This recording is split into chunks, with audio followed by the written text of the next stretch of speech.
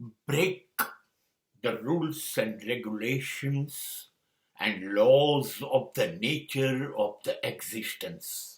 God will never prevent you to do that.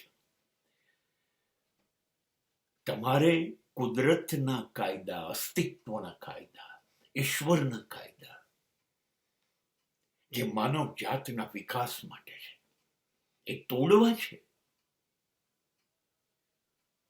તોડો. ઈશ્વર તમને રોકશે નહીં, અસ્તિત્વ તમને રોકશે નહીં, ટોકશે નહીં. તોડ. જે સનાતન સત્ય કાયદાઓ છે, નીતિના, ન્યાયના, ધર્મના, આ જે કાયદાઓ છે એ માનવ જાતના કલ્યાણ માટે છે. તમને એમ લાગતું હોય કે નહીં, અમે તો ઈશ્વર કરતા મહાન છે, અમે બધા કાયદા તોડી શકીએ, તોડો. ઈશ્વર ક્યારેય કોઈને રોકવા આવતો નથી. કુદરત ક્યારેય કોઈને રોકશે નહીં. કરો. બરબાદ તમે થશો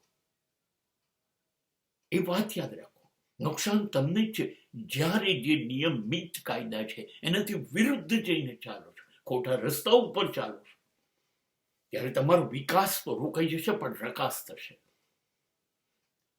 અને આ બાબતમાં ઈશ્વરને કોઈ તકલીફ નથી.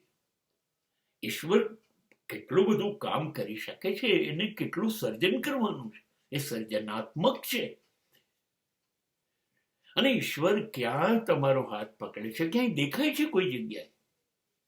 અને છતાં સમગ્ર વિશ્વનું સંચાલન કરે છે. એ કાયદાઓથી કરે છે. તમને ના મંજૂર હોય તો તમે કાયદા તોડો અને પછી એના પરિણામ ભોગવજો. કુદરત સજા કરે છે. કુદરત બહુ ક્રૂર છે. કુદરત માફ નથી કરતી. જે ખોટા રસ્તા ઉપર જઈને જિંદગી સાથે છેડછાડ કરે એને કુદરત માફ નથી કરતી. તોડો.